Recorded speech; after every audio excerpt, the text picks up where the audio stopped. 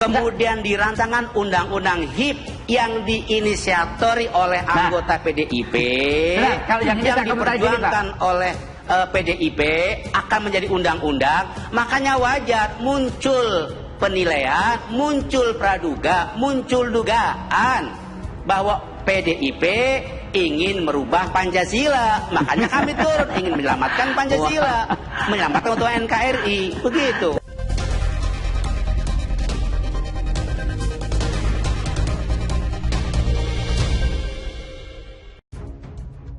Desakan untuk bubarkan PDIP terus berlanjut.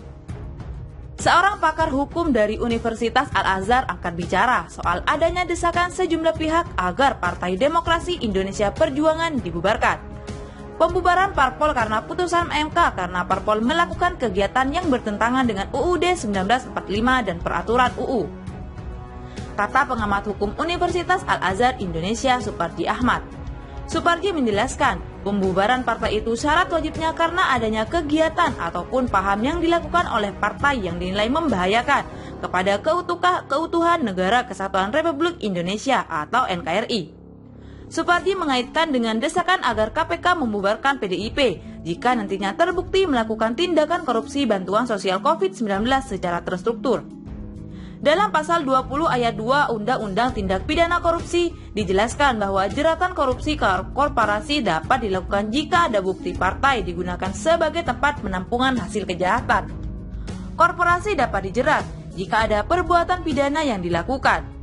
Jika membiarkan adanya tindak pidana dalam korporasi, jika korporasi digunakan sebagai tempat penampungan hasil kejahatan dan jika tidak melakukan pencegahan atas terjadinya tindak pidana, jelas Suparji.